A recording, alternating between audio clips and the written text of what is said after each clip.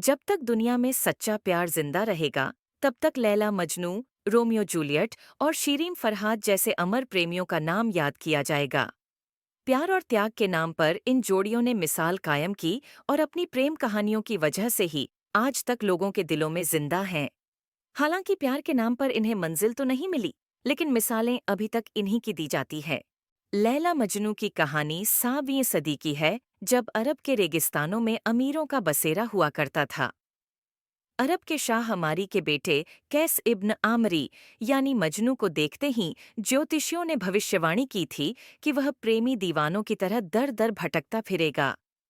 ज्योतिषियों की भविष्यवाणी को झुठलाने के लिए शाह अमारी ने अपने बेटे को प्रेम रोग से महरूम रखने के लिए हर संभव प्रयास किए, लेकिन एक दिन कुदरत ने अपना खेल दिखा दिया। नाज़्द के शाह की बेटी लैला को मजनू ने दमिश्क के मदरसे में देखा और पहली नज़र में ही उसका आशिक हो गया। मौलवी ने उसे लाख समझाया कि वह उसे भूलकर पढ़ाई में अपना ध्यान लगाए, लेकिन तब तक मजनू दीवाना हो चुका था। मजनू की मोहब्बत का असर लैला पर भी हुआ और दोनों ही सच्चे प्रेमियों की तरह प्रेम की अग्नि में कूद पड़े। बताते हैं कि लैला एक सियाह फाम यानी काली लड़की थी और मजनू गोरा नौजवान।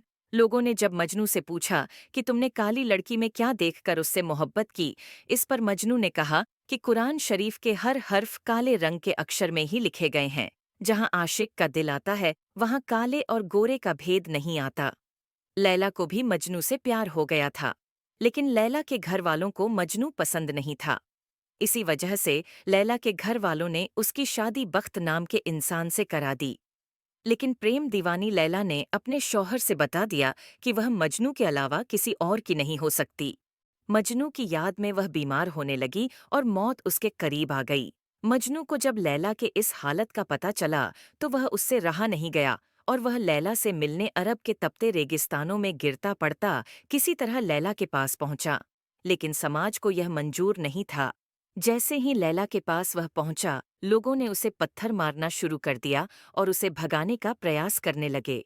कहा जाता है कि उन दोनों के प्रेम में इतनी सच्चाई थी कि चोट एक को लगता तो तकलीफ दूसरे को होती।